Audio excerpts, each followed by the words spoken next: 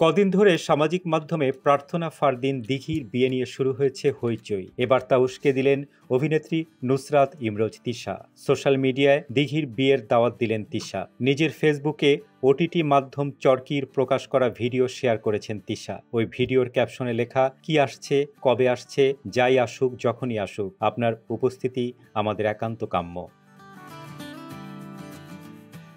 কয়েকদিন আগে নিজের সোশ্যাল হ্যান্ডেলে একটি ছবি প্রকাশ করেন দিঘি। সেখানে দেখা যায় একটি বিয়ের কার্ড, যার একাংশে শোভা পাচ্ছে দিঘির একটি ছবি। লেহেঙ্গা পরে হাসছেন অভিনেত্রী, অনামিকায় শোভা পাচ্ছে এনগেজমেন্ট রিং। ক্যাপশনে লিখেছিলেন, আর অপেক্ষা করতে পারছি না, সবকিছুর জন্য আলহামদুলিল্লাহ। এসব দেখে রীতিমতো চাঞ্চল্য তৈরি হয়েছে নেট নাগরিকদের মধ্যে। তবে কি দিঘি বিয়ে করছেন?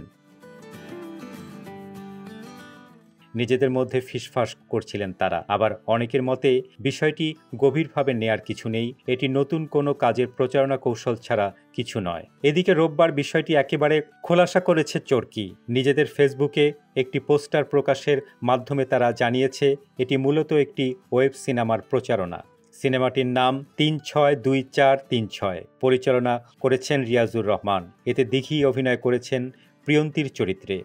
এটা স্পষ্ট যে ছবিটির প্রচারণায় অংশ নিতেই তিশা সবাইকে দিঘির বিয়ের দাওয়াত দিলেন।